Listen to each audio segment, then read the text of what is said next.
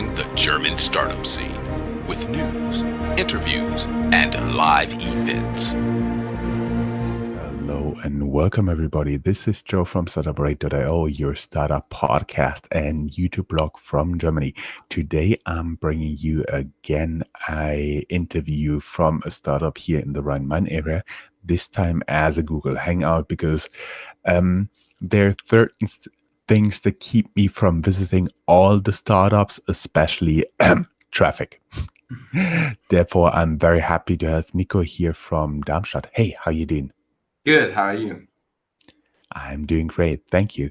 And you are here because you're one of the founders of TEC4MED, right? That's totally correct. Okay. Before we get into what you guys are actually doing, can you tell us a little bit about you? Yeah, sure. So, I'm one of the three founders of TEC4MED, and I'm a mechanical engineer, or actually I did a double major, like both in mechanical engineering and econ. And here I'm one of the two managing directors, actually being responsible for the financials, for the purchasing, and also for the quality management right now. So that's my basic function here, which is why I can get a lot of input from my experience in both of the double majors that I just mentioned. I see. And you had some experience before, right? So at least some interns and some serious jobs. I see you've been even an intern in Shanghai. Yes, that's right. Actually, I didn't get that much experience before founding this company. So actually, I did it just right away from university.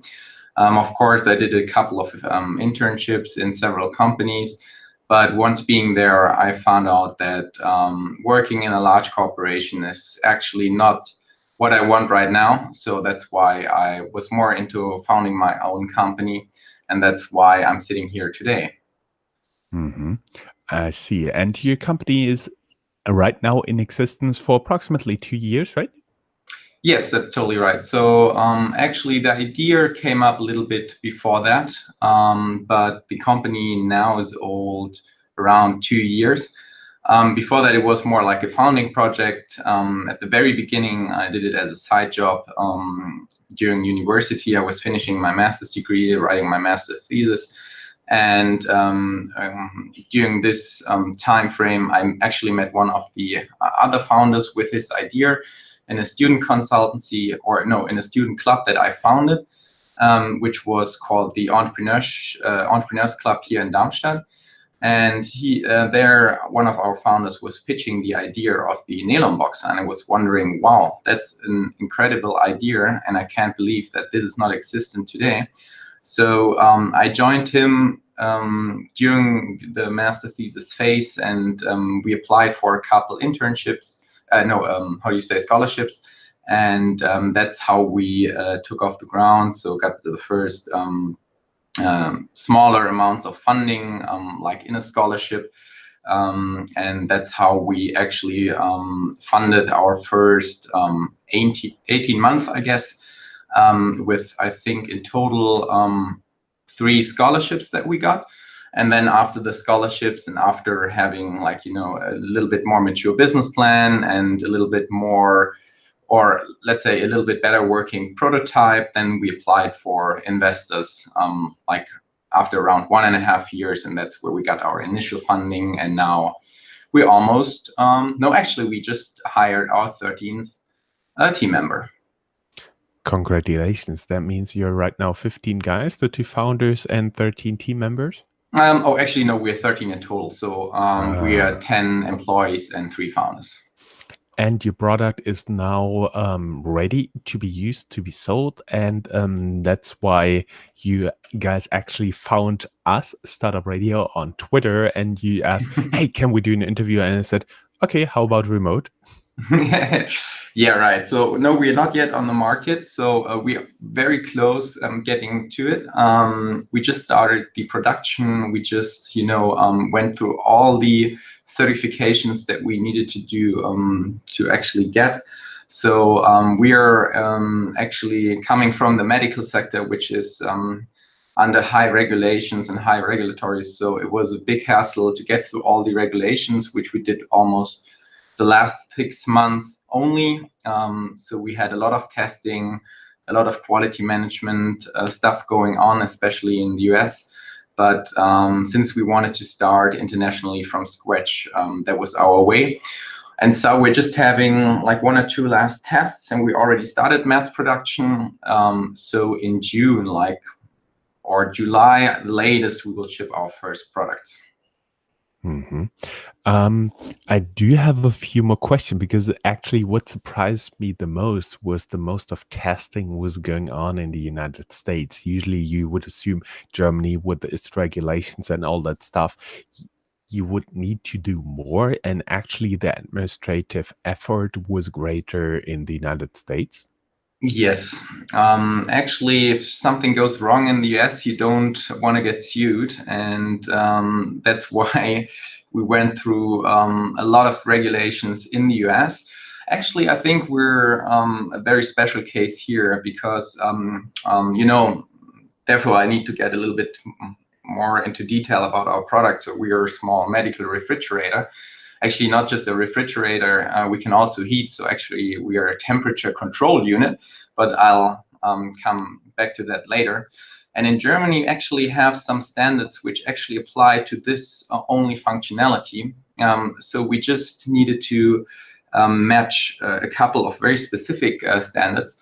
In the US, there wasn't like a specific standard for the medical fridge, which is why we needed to apply for a much more generic standard, which on top has a lot more regulations than the specific one in Germany. So in the US, we were classified as a class 2 medical product, which is a lot of regulations to go through, a lot of testing, and then also a lot of testing in terms of how safe is the product, can it burn, can you get an electrical shock, can you get any mechanical damage from the device. So in the US, it's much tougher from the point of liability that you need to get to your customers. Yeah. I see. So if I would wrap this up, in Germany, it was the regulation, and in the US, it was not necessarily the regulation, but the potential to get a very expensive lawsuit that you wanted to avoid. And that's why you went through all the hoops and loops and crossed all the T's and dotted all the I's and all that stuff.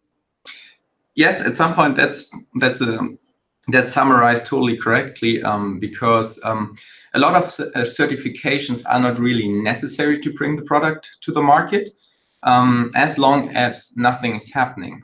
But once your device starts to burn because you made actually a mistake designing the device, and like a whole house burns down to the ground, and then the authorities come back to you and ask for the paperwork that you did to get this product certified, then you have a big problem, because then you have a big lawsuit which can kill your company immediately. So you don't do it in the first place just to get the certification. You just don't want to get sued in the case that something's going very wrong, very wrong, and you will damage someone or someone's property or someone's health. So it's just for the worst case, for the most part, or for the biggest part, but you really want to have that covered, especially in the US. I personally have never had the experience of applying for something medical related, even though I was a EMT back in the days during my draft service. But admittedly, the only thing you have to deal there is getting all the medical equipment to keep it running. So basically it should function properly, and that's everything you have to do about it. Yeah. And it has to be certified. And the question is, how did you actually approach those processes?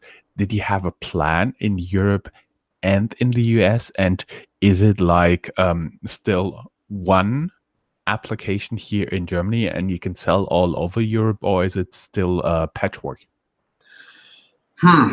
That's a very good question. So if you That's why I'm asking. if you if you dig deeper into international regulations, you will see different kinds of standards. So, for example, there are the IEC standards, which are global standards, and if you're lucky, you can apply those kind of standards to your device. Meaning, you have the global IEC standard, and then you need to register your device in each of the countries that you want to sell it to.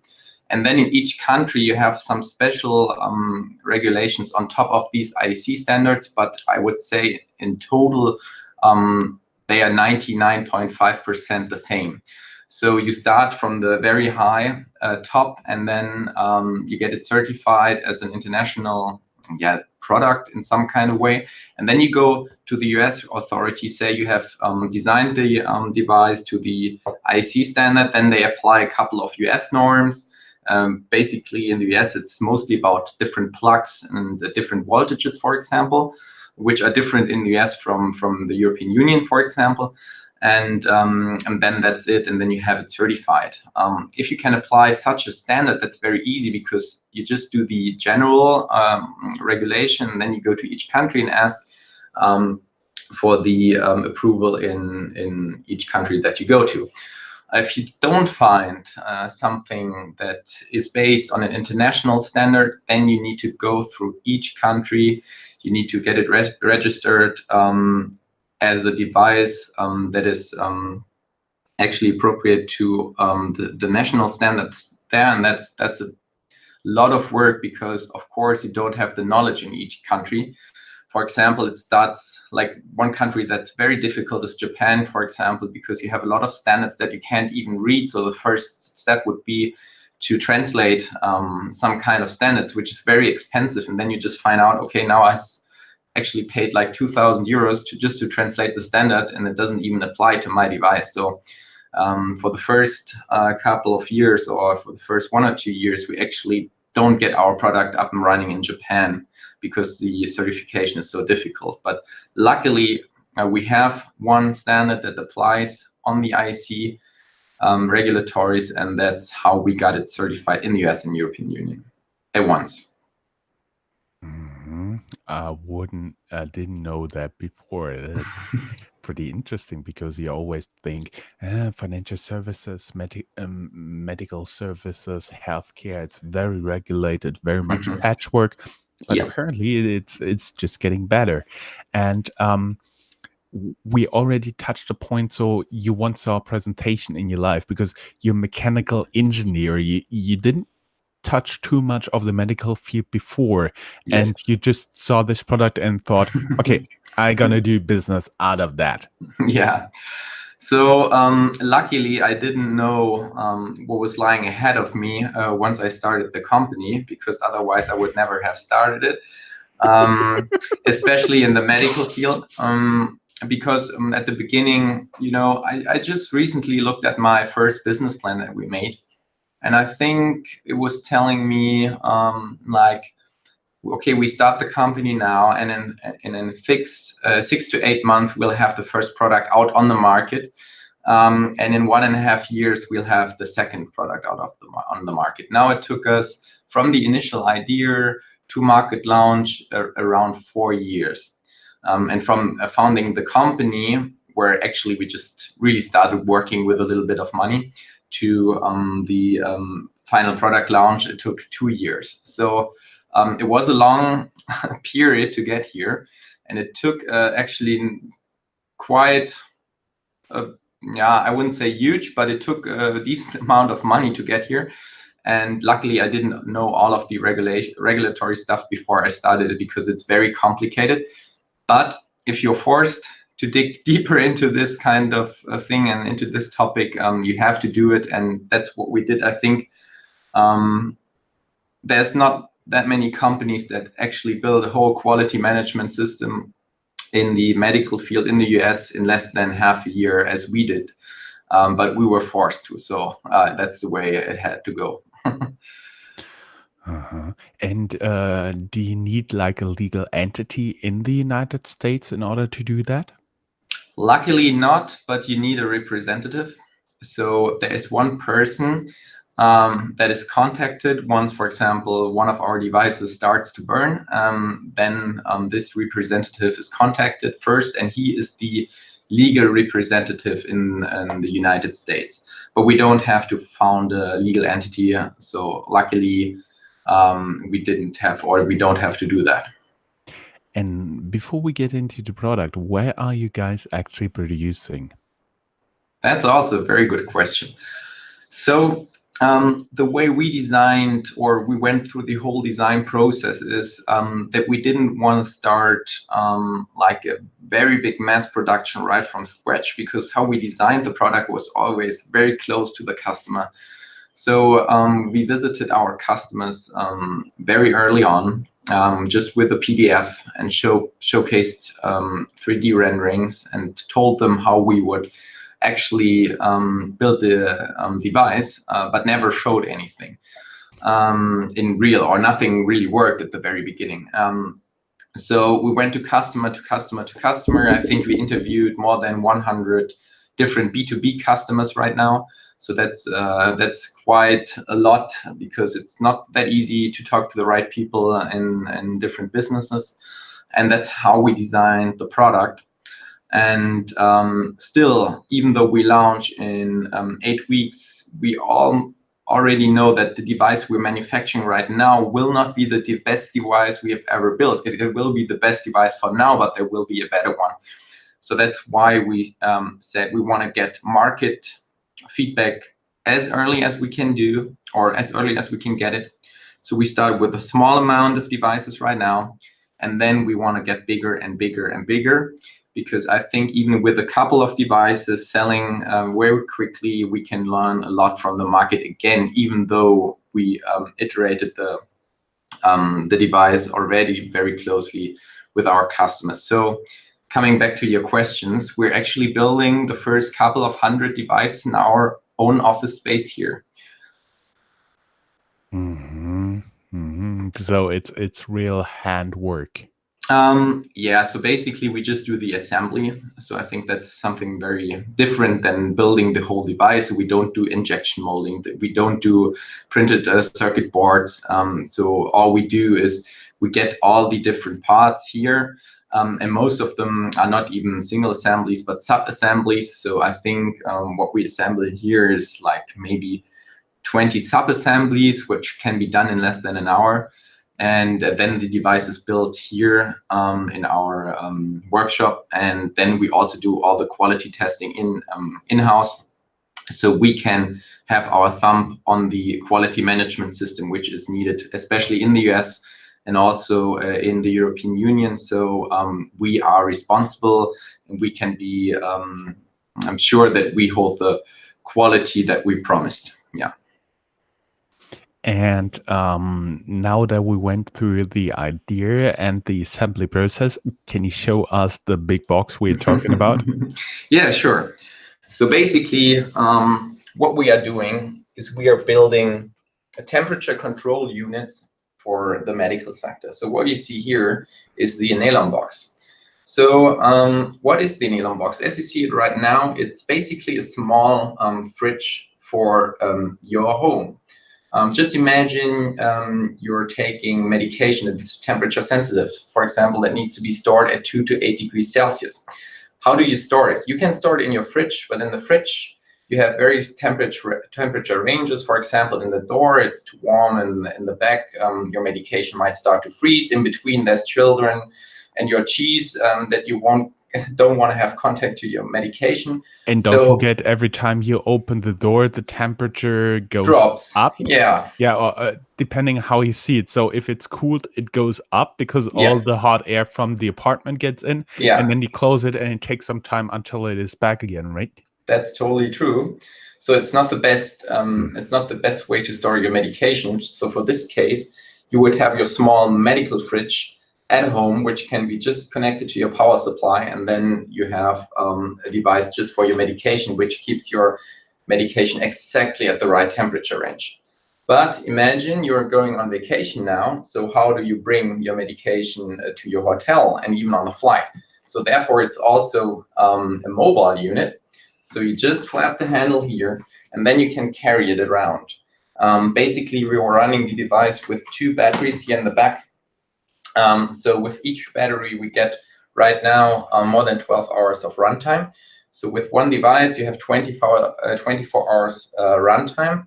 If you bring 2 more batteries, you have 48. If you find any electricity source, for example, in the car or in your hotel room, you can extend the runtime for good. So that's how you have always the safest cooling unit with you. I just saw this little like hole in the center. Is it where you click in? Is it a fingerprint scanner? What is it? Okay, all right. So basically you have a small display here. So this is just an older prototype here. It's not the serial production product. So you have a display here showing you the internal temperature, showing you the battery status, and showing you if it's connected to the cloud. So this device, like for example, in a clinical trial, because we don't only use it with private patients, we most of the time use it with professionals in the B2B sector. They want to have all temperature data, not just on the device, but also in the cloud, so they can have real-time tracking of all the parameters. So we Especially they can prove they never violated any of the cooling cycles. So basically it always stayed in the same temperature. That's true. So because in the B2B sector, it's not just necessary to have the safest cooling solution on the market. You also need to prove that. And how can you prove that? Well, you need to track each parameter that the authorities want to see. So basically, it's the inner temperature, it's the outer temperature, it's inner and outer humidity, it's the battery status that we track. We track GPS and triangulation, so we get the geoposition of the device. We have an electronic lock, so not anybody can just open the door. You need to swipe an RFID card or RFID token to get it unlocked. So this is basically like a small safe. And once you press the buttons, you can actually open the device. I see. And the color changed. The color changed, right? Yeah. So also the buttons can change, showing you if you have authority to unlock the device, if there's any temperature warnings or battery warnings, if the device is cooling right now or if it's not cooling. So it shows everything that you need to know what's going on with the device. I see. And who is your usual customer? Because for me, with my very limited medical knowledge, what came to mind are patients for diabetes, for example. They need to cool their, if they have certain forms of insulin, they need to cool it. And what is your customer? Because you most necessarily have a more dedicated view of the fields, right? Yeah, so well, we started actually not with a private customer. So we started with the B2B sector. So how the idea originally came up was that one of our founders, Martin, was delivering doping samples for a big sports event in 2014 from Brazil to an aggregated laboratory in Switzerland, because those doping samples needed to be cooled at a certain temperature range. And what's out on the market today is just passive shippers, meaning even though very expensive and high valuable goods are just transported in a like styrofoam box with cooling packs in the inside. So that's basically a technology that's more than, I don't know, 500 years old, using ice to cool stuff. So luckily in the food sector, we already got ahead of this trend, and we have electrical fridges. But for the mobile use, we don't have electrical fridges. We still cool stuff in the way that it was done 500 years ago. So he was transporting the doping samples in a styrofoam box with ice packs, and it was very unsecure. It wasn't temperature stable. Anyone could open the device, so because it was just a cupboard box, you know.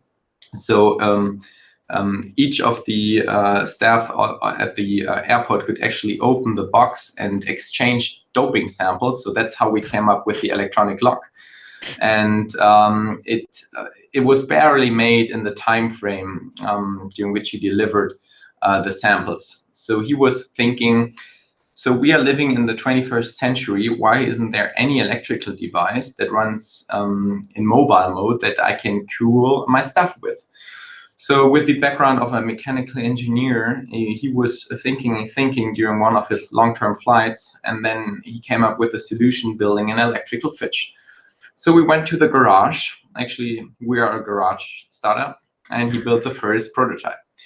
So building the first prototype, he actually discovered why it's so difficult to have a mobile cooling fridge that runs on battery, because cooling takes a shitload of energy. So just to give you an example, I don't know if you've ever used these camping boxes for the beach, for example. And I don't know if you've ever connected this device to your car battery. It can draw down your battery, which is like this size, like almost the size of the whole nylon box. It can get your battery empty in less than 2 hours. So there you see, and your food is not even cool, or your beer. So there you see that using electrical power to cool something down takes a lot of energy. But building his first prototype, he actually noticed an effect of how we actually regulate thermoelectric cooling elements, which we use. And with this effect, we can actually extend the runtime of the batteries by factor 3 to 5. So now we get 24 hours runtime out of 2 of these small batteries, and not just 2 hours of runtime out of such a battery. So that's what we patented. So we are holding 3 patents on this very energy efficient cooling technology. And with this knowledge, we said, okay, now we have a USP, which no one had before. Now we are the one company that can build electrical fridges for the mobile usage. And now we can actually lift the market for mobile cooling units to the 21st century, which wasn't done before yet. So that's how we actually came up with the whole stuff. And as I joined the company, we figured, how big is the doping sample market? Should we start a startup based on doping samples? And of course, yeah, there are a couple of hundred transports a year, but actually you won't make the unicorn valuation with this market. So then is this your goal, the unicorn valuation? Not yet, but we're trying hard. So okay. Then we looked at other markets, and one market that was very obvious is, of course, the pharmaceutical market, because there's a lot of stuff needing to be transported at a certain temperature range. So the whole B2B sector in the pharmaceutical market came up, which was blood samples, organs. We deliver a lot of stuff for clinical trial materials. So from a hospital to a laboratory, from laboratory to laboratory. We also deliver on the last mile for pharmacies. So if you are a pharmacy delivering directly to the patient, then you grab our device. You don't need to train anyone. You just have one switch, you switch it on, and it cools down at the right temperature range, and you have real-time tracking all the time. Another market is OBC, so onboard couriers, as Martin was during his studies. So people delivering very urgent deliveries on the plane or on the car, which can be used or which can be done with our device. Then we have, back through my memories from the Red Cross, there was also a car which was used to transport blood. Is it also usable for blood? Yes. So in Germany, we even fully certified as a blood bank or blood refrigerator, and also in the US. So blood is very highly regulated, but we made it through the regulations, and this is also a blood fridge. So basically, that can be done as well. What we're also doing is the whole hospital logistics. So in between hospitals, from the hospital pharmacy to anywhere else, we're currently running a very big test, for example, in France with a hospital, where we use it in ambulances and ambulance helicopters. So for the adrenaline and for all the other temperature sensitive drugs within the vehicle, we use it right now. And we might add that especially the university clinics in Germany, there's not one big building like there are 15, 20 big buildings. They are like an own suburb on their own. So if you do transportations there, it can take 30, 45 minutes by foot. So that's Yeah. also a very good place because you've been referring to the pharmacy of a hospital and everybody thinks, oh, well, they're in the basement, you get in the elevator and that's it. Nope, Yeah. that's not it. Yeah, that's right. So that's also one very good use case for us. What else do we have? Yeah, we have the whole third-party logistics providers, so specialty logistics that carry temperature-sensitive drugs around the world. So that's also one use case. And basically everything that is in the pharmaceutical market. So we also have, like, for example, bone marrow or yeah, like some smaller organs that could be transported. So basically anything you can imagine that is somehow temperature sensitive, I but not just just, have, yep, yeah. I just have a very crazy idea. Have you ever thought of building like a vending machine that you put in all the transfer areas of big airports and you just swipe the RFID from your Nebulous box and you get charged batteries out of it and you just drop the used ones in? Yeah, actually, that could be one solution as well. I mean, it's it's very difficult to have that in each airport, but yeah, why not? I I'm mean, just thinking of the big ones like Frankfurt, like yeah, JFK, why like not? not LaGuardia, London, Mhm. France, Yeah, not de Gaulle. why not? I mean, in the future, we can think of a lot of use cases.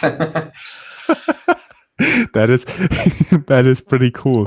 And call them the Joe machines if you ever do them. Yeah, yeah, that's right.